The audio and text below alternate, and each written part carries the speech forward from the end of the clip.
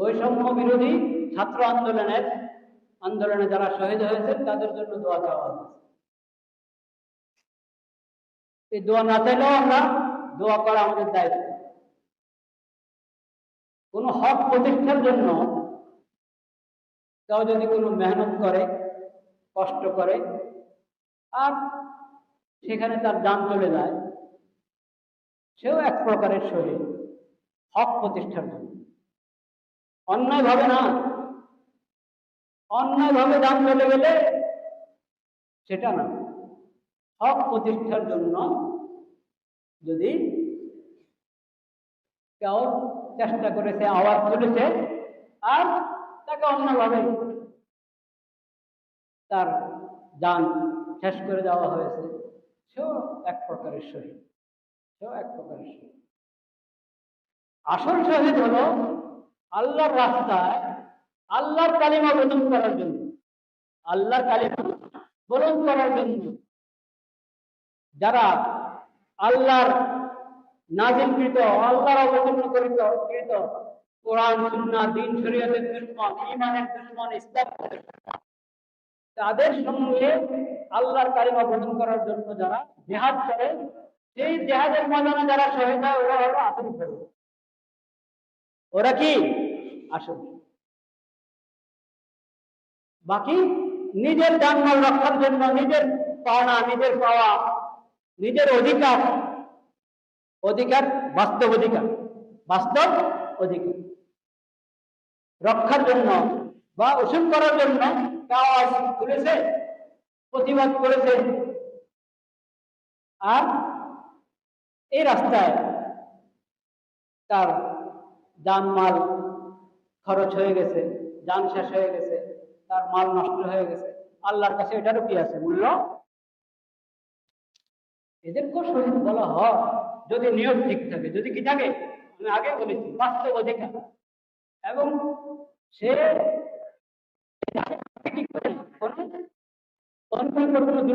করে না, তার অধিকারের আওয়াজ সে তুলেছে, কিন্তু তার উপর জুলুম করে তাকে হত্যা করা হয়েছে। তাহলে এর ব্যাপারেও হাদিস শরীফে আছে, মান কুতিলা দুনা মালিহি ফাহুয়া শহীদ। শহীদের অনেক প্রকার আছে। কাউ হঠাৎ করে সড়ক দুর্ঘটনায় কেউ মনে করেন ইন্তেকাল করে গেল, আল্লাহ না করেন কোথাও আগুন ধরলো আর ওখানে পড়ে গেল, যান চলে গেল যাদের, এরাও শহীদ। কিন্তু এটা মনে রাখতে হবে, সব বেশি বেশি বলে আসল শহীদদেরকে ভুলে যাবেন, আসল শহীদদেরকে ভুলে যাবেন।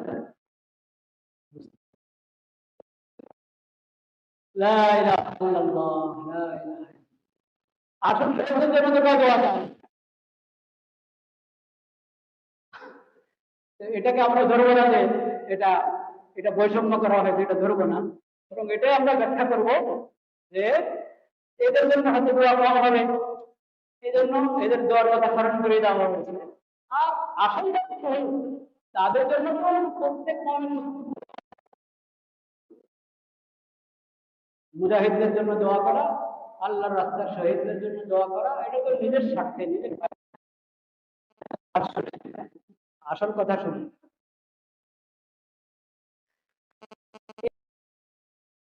একটা কথা আমি বলি, বৈষম্য বিরোধী আন্দোলন এর শহীদদের এটা দিয়ে যদি কেউ এমন ফায়দা উঠায় যে সে আরেক বৈষম্য সৃষ্টি করল, বা বৈষম্য এই শব্দটা গলত ব্যবহার করল, বৈষম্য শব্দের গলত ব্যবহার যায় যাবে? বৈষম্যের গলত ব্যবহার কিভাবে শুনে নিচ্ছে? বৈষম্য কাকে বলে আর সমতা কাকে বলে এটা জানতে হবে, কারণ এটার এখন অনেক ভুল ব্যাখ্যা আছে সমাজে। ওই ভুল ব্যাখ্যা অনুসারে সমতা প্রতিষ্ঠিত করা, বৈষম্য দূর করা, ভুল ব্যাখ্যা এটা শহীদদের রক্তের সাথে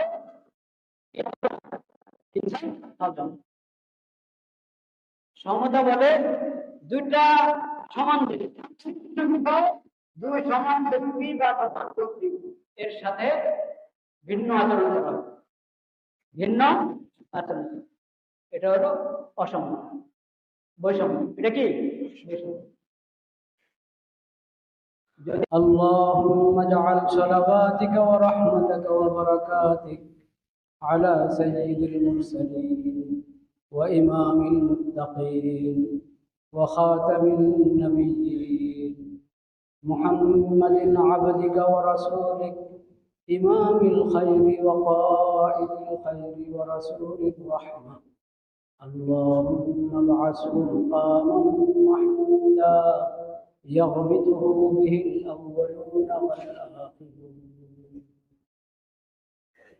أعوذ بالله من الشيطان الرجيم.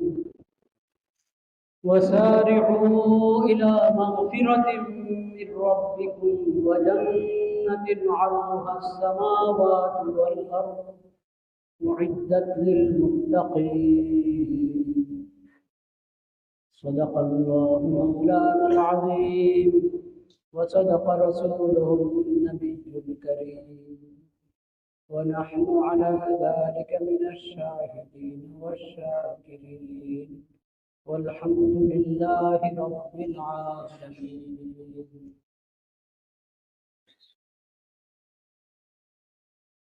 জুমার নামাজের আগে, খুতবার আগে যে বয়ান, সেই বয়ানে আমরা আলোচনা শুরু করেছিলাম তাকওয়া বিষয়। প্রসঙ্গটা ছিল নবী করিম সাল্লাল্লাহু আলাইহি ওয়াসাল্লাম জুমার খুতবাতে, এবং আরে ভাই কেন কেন ছবি তোলেন,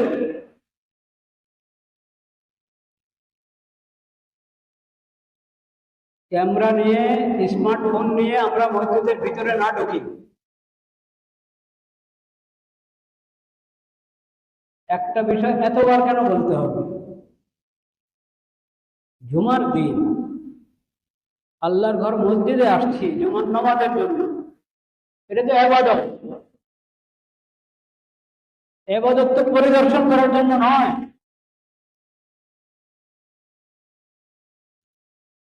ইবাদত কি জন্য যে আপনি এটা প্রকাশ করবেন সারা দুনিয়াতে যে আমি জুমার নামাজ পড়েছি, জাতীয় মসজিদে পড়েছি।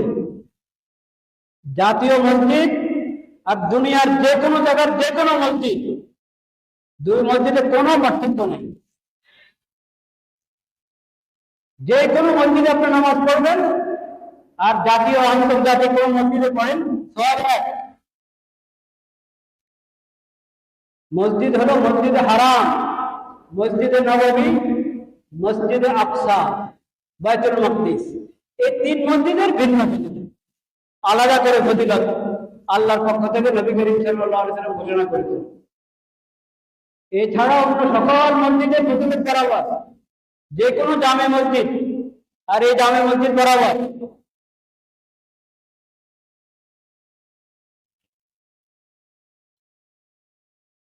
জাতীয় মসজিদ হওয়ার কারণে কোনো মসজিদের ফজিলত বাড়ে না যে ওখানে নামাজ পড়লে সওয়াব বেশি হবে। সওয়াব বেশি তো হবে না। আর এইভাবে তারা নিজেকে ক্যামেরা নিয়ে আসবে এবং স্মার্টফোন নিয়ে আসবে, যেটা ক্যামেরার দাদা, তাদের তো আসে সওয়াবে চলে যাবে।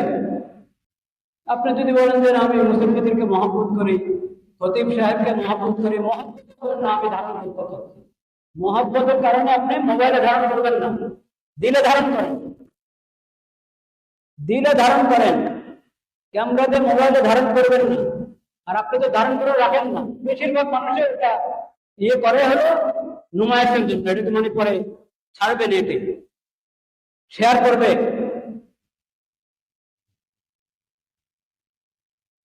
এবাদতের মধ্যে এই কাজ করা ঠিক। কি বলেন নামাজ, কি বলেন হজ, উমরা, এগুলোতে এটা অন্যায়, অন্যায়।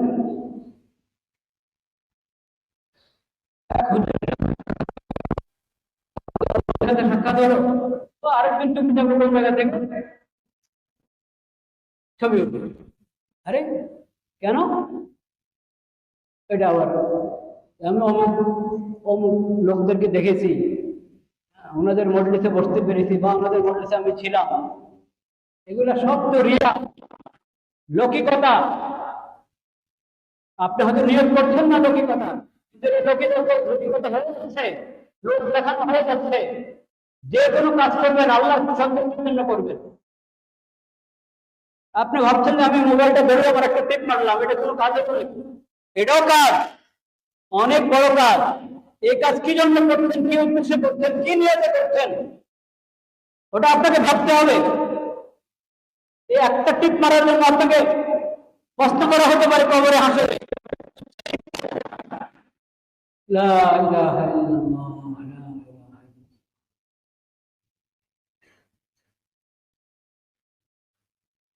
আস্তাগফিরুল্লাহ, আস্তাগফিরুল্লাহ الذي لا اله الا هو الحي القيوم واتوب اليه. أستغفر الله الذي لا إله إلا هو الحي القيوم. أستغفر الله الذي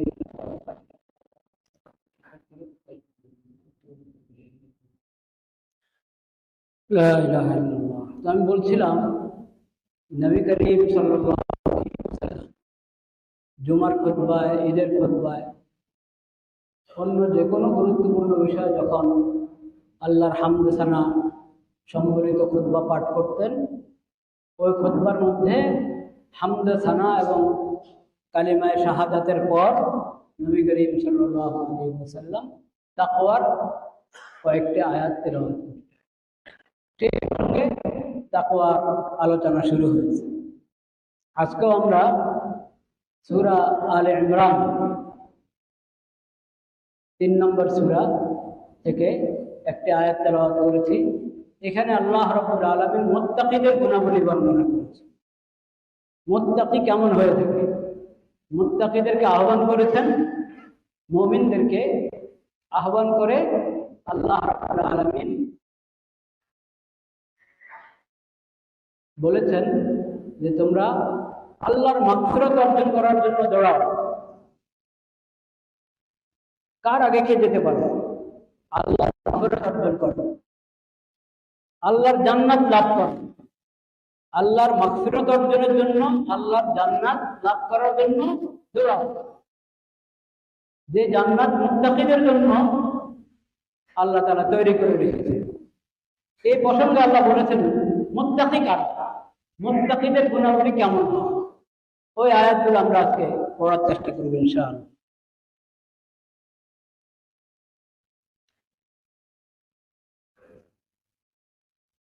لا إله إلا الله.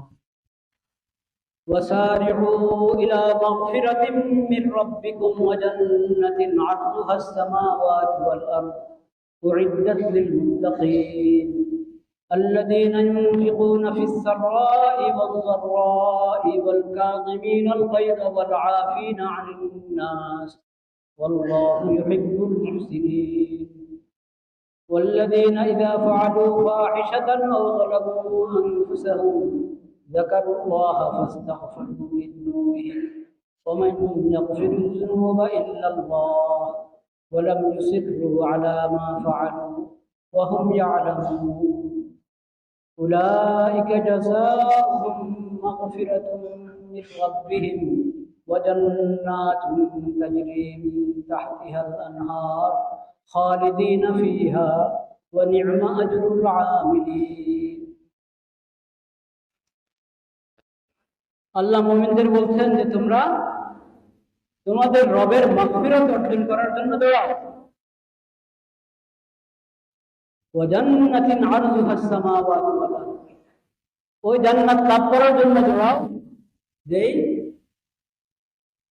জান্নাতের প্রশস্ততা সমস্ত আসমান জমিন। উইদ্দাত লিল মুত্তাকিন, এই জান্নাত আল্লাহ কার জন্য প্রস্তুত করে রেখেছেন? মুত্তাকিদের। কারা মুত্তাকি? আল্লাযীনা ইউনফিকুনা ফিস সাররা'i ওয়াদ-দাররা, যারা সব অবস্থা আল্লাহর রাস্তায় খরচ করে, যখন অভাব অনটন নাই,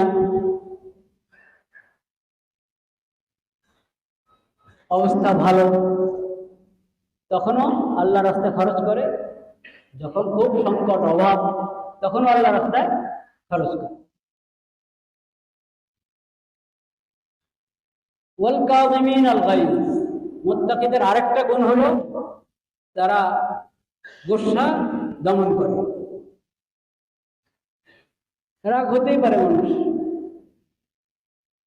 বিভিন্ন পরিস্থিতি অবস্থা এমন আসে রেগে যায় মানুষ, কিন্তু আল্লাহ পছন্দ করেন আল্লাহর বান্দাদেরকে রেগে গেলে, রাগ উঠলে তারা নিজের রাগকে নিয়ন্ত্রণ করে ফেলে, গোসা দমন করে। ওয়াল আফিনা আনিন নাস, এবং মানুষকে ক্ষমা করে দেয়। কয়টা গুণ হলো? তিনটা। মুত্তাকিদের একটা গুণ, ওরা নেক কাজে খরচ করে সর্ব অবস্থায়। যখন অভাব অনটন, ব্যবসা খুব লস, যার যে আয়ের উৎস সংকীর্ণ হয়ে এসেছে, খুব সংকট, তখন খরচ করার পরিমাণ কমাও, কিন্তু একবার বাদ দিয়ে যে এখন তো নিজেই পাই না, কার জন্য আবার খরচ করবো, কিভাবে দান করবো, না, তখনও দান করবো কম। এখনের অবস্থা হিসেবে যা তোমার সাথে আছে সামান্য হয়তো খরচ করবো, একবারে বন্ধ করে দেবেন। আর যখন অবস্থা ভালো, উপার্জন যথাযথ হচ্ছে, নিজের আশাকেও ভালো হচ্ছে, তখন তো দান করবেই। মুত্তাকিদের একটা গুণ হলো আল্লাহ রাস্তা দান করে, নেক কাজে খরচ করে। অপচয়ের কথা বলা হয়নি, অপচয় তো না যায়, অপব্যয় অপচয় না যায়, হারাম। অপচয় যত বেশি হবে এবং যত অনর্থ প্রয়োজন হবে, তত বেশি গুনাহ, তত বড় পাপ। এবং যদি গুনার কাজে খরচ হয়, কিন্তু এটা একেবারে জঘন্য অপরাধ। খরচ করবে আল্লাহর রাস্তায়, নেক কাজে। আল্লাহর রাস্তা মানে যে কোনো নেক কাজে খরচ করা, সেটাই আল্লাহর রাস্তা, সেটাই আল্লাহ। দ্বিতীয় গুণ মুত্তাকিদের, গোসাকে নিয়ন্ত্রণ করে। এই গোসা, ক্রোধ, এটা বড় ভয়ানক। মানুষের স্বভাবের মধ্যে আল্লাহ তাআলা রেখেছেন যে অপ্রীতিকর কিছু দেখলে, যেটা তার স্বভাবের সাথে মিলে না, যেটাকে সে অন্যায় মনে করে বা নিজের জন্য কষ্টদায়ক মনে করে, ওইটাতে তার রাগ উঠে যায়। রাগ উঠাটা অন্যায় না, কিন্তু রাগ উঠলে রাগের সাথে যদি আমি নিজেকে চালিয়ে দিই, রাগ আমাকে নিয়ন্ত্রণ করে, এটা হলো অন্যায়। রাগ আমাকে নিয়ন্ত্রণ করে, এটা অন্যায়। রাগ উঠেছে, এখন ওই সময় মনে যা আসছে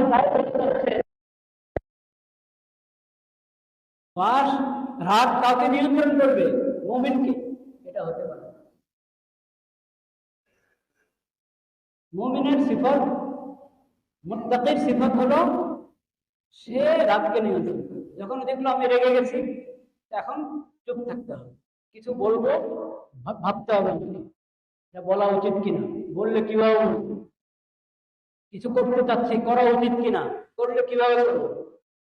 যদি এই বিবেচনা শক্তি হারিয়ে ফেললাম, এত কি পেলাম, বিবেচনার শক্তি হারিয়ে ফেললাম, তাহলে বাস্তবে অবস্থা পরিবর্তন করবে। এখান থেকে সব নিজে সরে যাও, যার উপর রেগে গেছে তাকে সরিয়ে দাও, বা নিজে সরে যাও, নিজের অবস্থা পরিবর্তন করে শুয়ে পড়ো, যাও ভিতরের কামরা গিয়ে শুয়ে পড়ো, শোয়ার জায়গা পাচ্ছে না, বসে যাও, মাপ চাই না, ভাই এখন আমি কথা বলবো না, একটু আমি শান্ত হই, তারপরে এখন কথা বলবো না। খামোশ হয়ে যাবে। তাও নিয়ন্ত্রণ করতে পারছে না, থেকে যাও অজু করো, অজু করো, অজু, অজুর পানি যখন আমি অজু করবো, পবিত্রতা অর্জন করবো, এটা রাগটা গোসা যখন নিয়ন্ত্রণ হারা হয়, মানে হলো একটা প্রভাব। কার প্রভাব?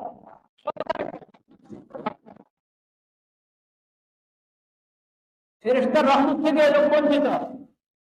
এখন রহমতের ফেরেশতা তার আশেপাশে নাই, শয়তান তাকে নিয়ন্ত্রণ করছে। এখন যাও অজু করো, অজুর বরকতে শয়তান ভাববে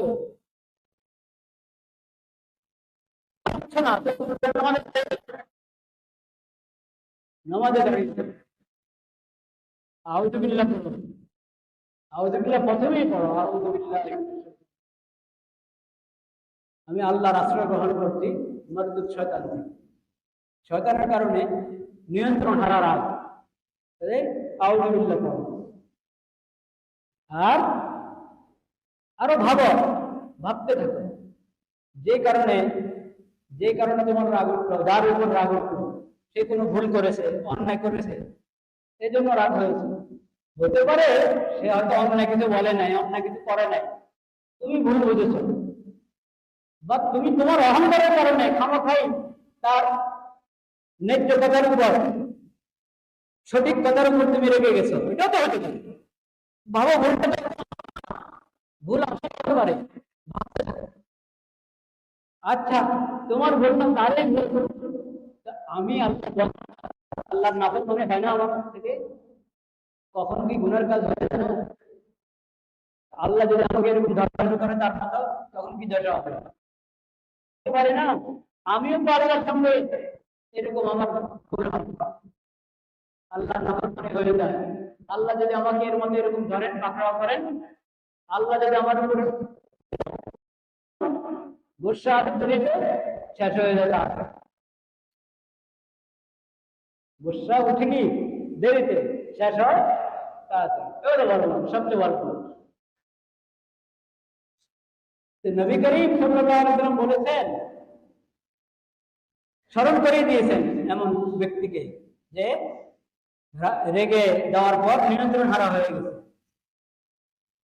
নবী করিম সাল্লাল্লাহু আলাইহি ওয়াসাল্লাম বলেছেন, আরে আল্লাহ তো তোমার উপর শক্তি বেশি রাখে, ওর উপর যে তোমার প্রভাব, সেজন্য তুমি খুব রাগ দেখাচ্ছ। আল্লাহর ক্ষমতা আছে না তোমার উপর, এটা কেন চিন্তা করবে? আরেকজন এরকম খুব গুসা করেছিল। নবী করিম সাল্লাল্লাহু আলাইহি ওয়াসাল্লাম বলেছেন, আমি একটা দোয়া কালিমা আমার জানা আছে, যদি পড়ে তাহলে তার রাগ চলে যাবে। কি? আউযু বিল্লাহ, আউযু বিল্লাহি মিনাশ শাইতানির। কত ভাবে নবী করিম সাল্লাল্লাহু আলাইহি ওয়াসাল্লাম শিখিয়েছেন রাগকে নিয়ন্ত্রণ করা। কেন? এই রাগ, এটা মানুষকে অপ্রীতিকর অন্যায় অনেক কথা এবং কাজের মধ্যে ফেলে দেয়। সেজন্য মুমিন এবং মুত্তাকি বিশেষভাবে, সব মুমিনকে তো মুত্তাকি হতে হবে। আল্লাহ রাব্বুল আলামিন বলেছেন, আল্লাহ এত বড় জান্নাত, যার প্রশস্ততা সকল আকাশ জমিন সব কিছুর প্রশস্ততা যে পরিমাণ, জান্নাতের প্রশস্ততা এরকম আমাদেরকে বুঝাচ্ছেন আল্লাহ। আল্লাহর জান্নাত কত বড়, এর মনে দেখবে মাপে মাপে জমিন আর আসমান সমুদ্র বরাবর। আসমানের জমিনেরটা তো মেপে ফেলেছেন আপনি, কিন্তু আসমানেরটা মাপছেন? এক এক আসমানের পরিধি কতটুকু মাপা যায় না। বিজ্ঞান এখনো কোথায় আছে? মহাকাশে। এখনো মহাকাশের জায়গা হলো কত আসমানের নিচে। আল্লাহর বানানো যে আসমানগুলো, ওই আসমানগুলো প্রথম আকাশের নিচে হলো বিজ্ঞানীদের কি মহাকাশ। এই মহাকাশের মধ্যে তাদের বিচার, ওটার গবেষণা করে এখনো শেষ করতে পারে না।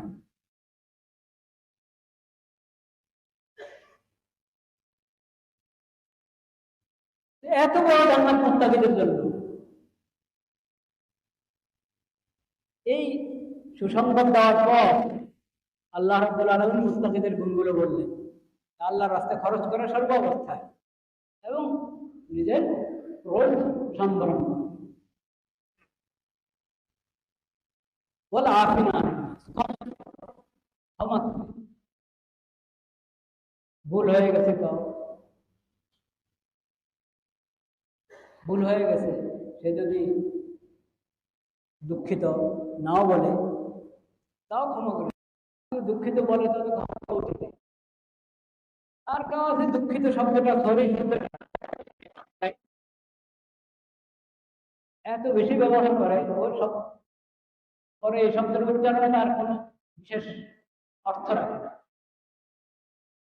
এই জন্য এটাও শিক্ষা দিয়েছেন নবী করিম সাল্লাল্লাহু আলাইহি ওয়াসাল্লাম যে বেশি বেশি দুঃখিত করতে হয়, কাজ করবা কেন? এমন কাজ করো না যে পরে আবার তোমাকে কি বলা লাগে, দুঃখিত বলা লাগে, সরি বলা লাগে। মাদের করতে আরবি শব্দ হলো ইয়াকা মা তাতানি, পরক্ষণে আবার তোমাকে ক্ষমা চাইতে হবে, সতর্কতা অবলম্বন করতে হবে। আজকাল হলো আমরা কারোর সাথে আচরণ শুধু একটা সরি বলি বাস। সরি বলা এটা জবানে বলা, এটা কোন মূল্য নাই। অনেকে আছে আবার সরি বলার পরে যদি আরে আল্লাহ রে আপনি সরি বলে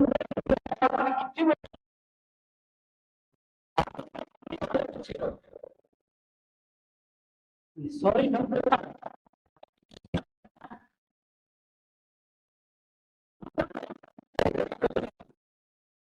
ঘটনা ইচ্ছা করে কারণে দিল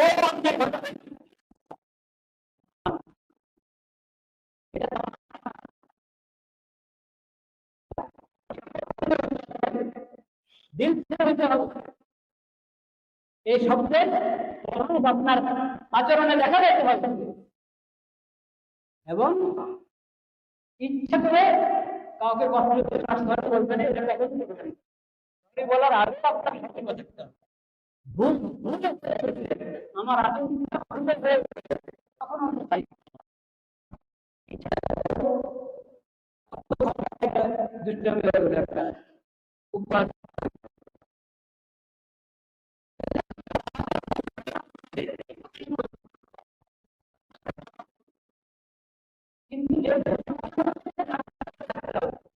আমি কেন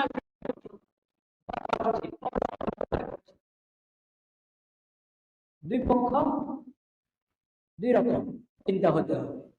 যার সঙ্গে ভুল আচরণ হচ্ছে তিনি উদারতার সাথে ক্ষমা করবেন, তাকে সে সতর্কতার সাথে চলতে হবে, তার কথাবার্তা চাল চলনা।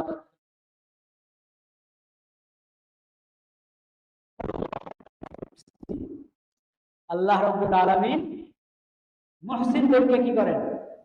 পছন্দ করেন, ভালোবাসেন। মুহসিন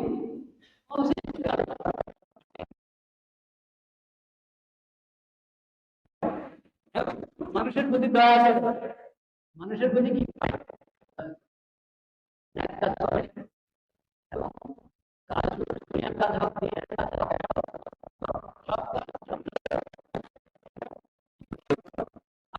মানুষের প্রতি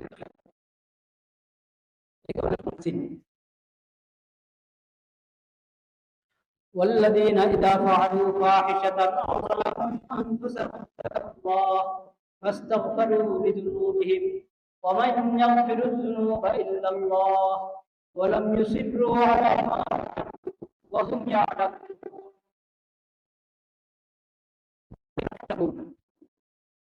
অনেক গুরুত্বপূর্ণ গুণ মুত্তাকি, এই গুণ সব মুমিনের মধ্যে থাকা যাবে, মুত্তাকিদের সব গুণে থাকা যাবে, কিন্তু এটা একবারে খুব প্রয়োজন, আমাদের সবার প্রয়োজন এটা। ওয়াল্লাযীনা ইযা ফাআলু ফাহিশাতান আও যালামু আনফুসাহুম, মুত্তাকি হলো তারা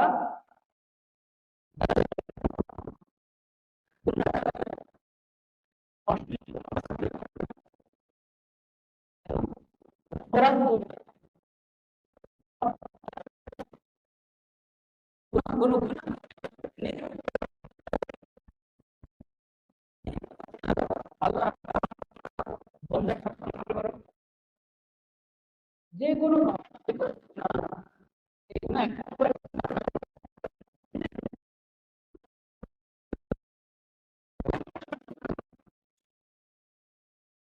এই গুণাটা অন্যের করছে সেই গুণা, আল্লাহর হক নষ্ট করতে সেই গুণা, বান্দার হক নষ্ট করতে আল্লাহর সেই গুণা, এই গুণা সব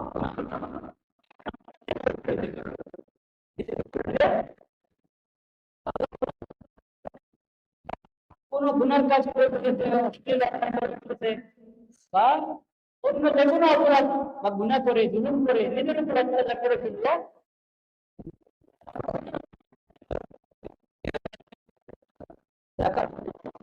গুনাহ করে আল্লাহকে আমি তো ভুল করে ফেলেছি, আমার গুনাহ হয়ে গেছে, পাপ হয়ে গেছে, অপরাধ হয়ে গেছে, আমি কি করে ফেললাম,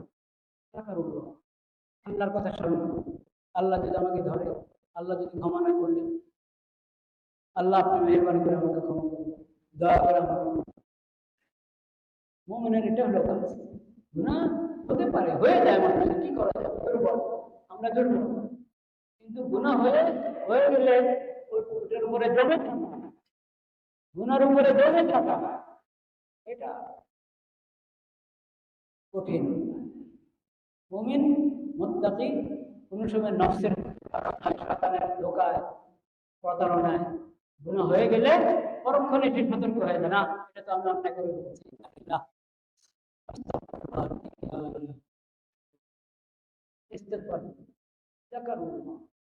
আল্লাহকে স্মরণ করো। আল্লাহকে স্মরণ করবে কিভাবে?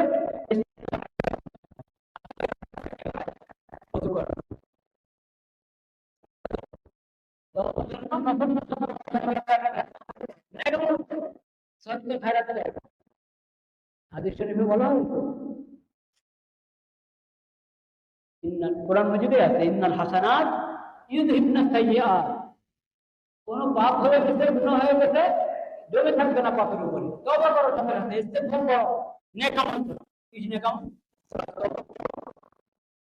আপনি যে ফরজ নামাজের সময় এসে তাড়াতাড়ি ফরজ করতে জামাতের সাথে নামাজ আদায় করো, আল্লাহর কাছে কাঁদতে থাকো, দোয়া করতে থাকো, সাদকা খায়রাত করো, তাসবিহ পড়ো, দুরূদ শরীফ পড়ো, কোরআন তেলাওয়াত করো, নেক আমল করো, নেক আমল করো। নেক আমল কি করবে? গুনাহকে ধুয়ে ফেলবে। নেক আমল গুনাহকে ধুয়ে ফেলবে। নেক আমল গুনাহ ভাসিয়ে দিয়ে, কিন্তু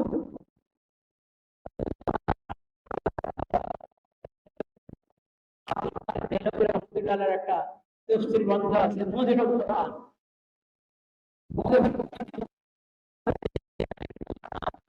ইবনে সাইয়্যাদ, এই আয়াতের প্রতি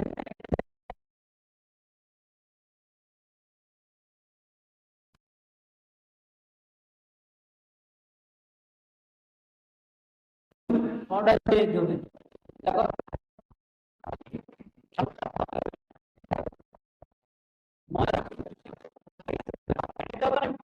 ভালো করে নেক আমল গুনাহ দূর করে দেয়, গুনাহ ভেঙে ফেলে। গুনাহ যদি অনেক বেশি হয়, জঘন্য হয়, অপরাধ অনেক জঘন্য, পরিমাণে অনেক বেশি, তাহলে সামান্য নেক আমল হবে না, অনেক নেক আমল লাগবে। অনেক সাদকা খায়রাত করো, অনেক নফল নামাজ পড়ো, অনেক বেশি ইস্তেগফার করো,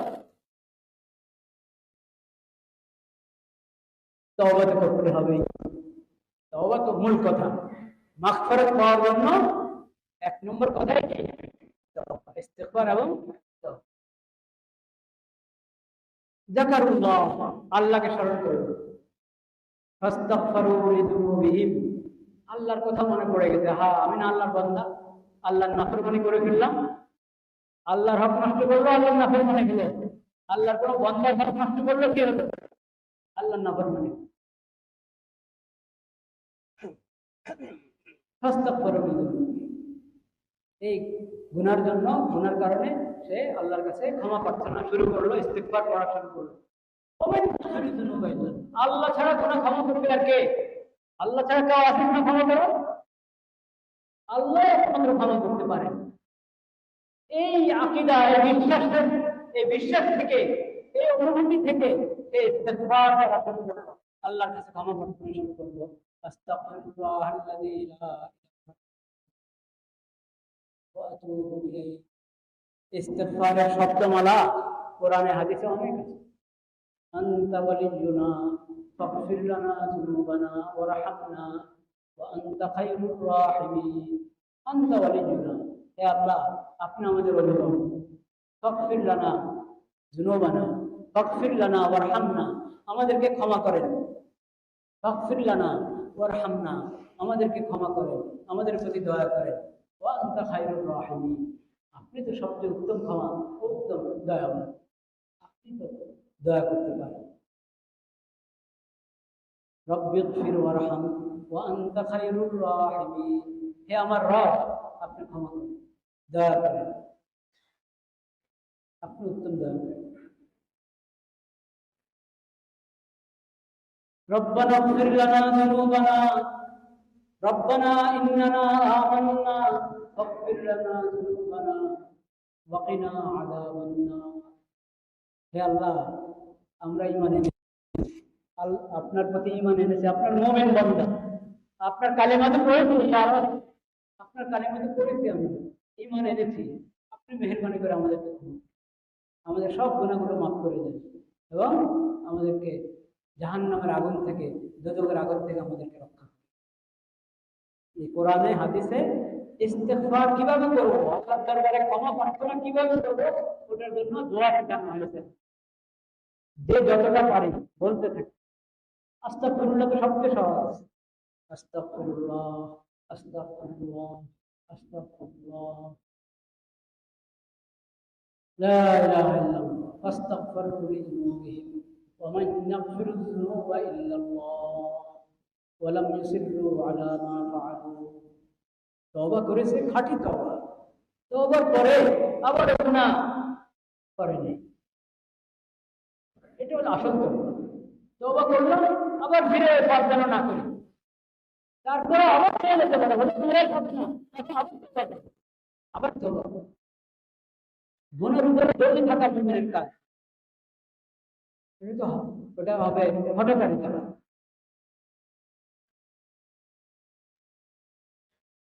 ওয়াহুম ইয়ালামুন, জেনে শুনে মুমিন গুনার উপরে জমে থাকবে, এটা হতে পারে। যখন আমি বুঝে ফেলেছি যে আমার অন্যায় হচ্ছে, অপরাধ হচ্ছে, গুনাহ হচ্ছে, সেটাতে আল্লাহ স্মরণ করো, ইস্তিগফার করো, তওবা করো। এরকম বেশি বেশি তওবা করো, এক গুনার জন্য 100 বার ইস্তিগফার।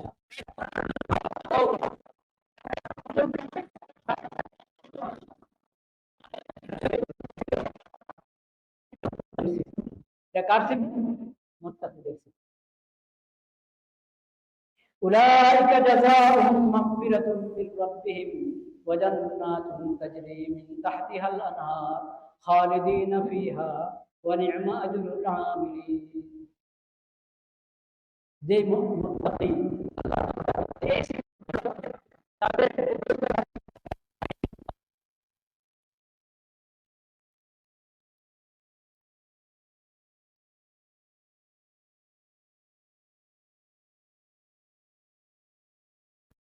একটা গুরুত্বপূর্ণ নাম। কেউ আমার কাছে দোয়া চাইলো, আমি তার জন্য দোয়া করবো, সকল মুসলমানের জন্য দোয়া করবো। দোয়া না চাইলে দোয়া করবো, ঠিক কিনা? আজকে বিশেষভাবে দোয়া দেওয়া হয়েছে জুলাই এবং আগস্টের শহীদদের জন্য।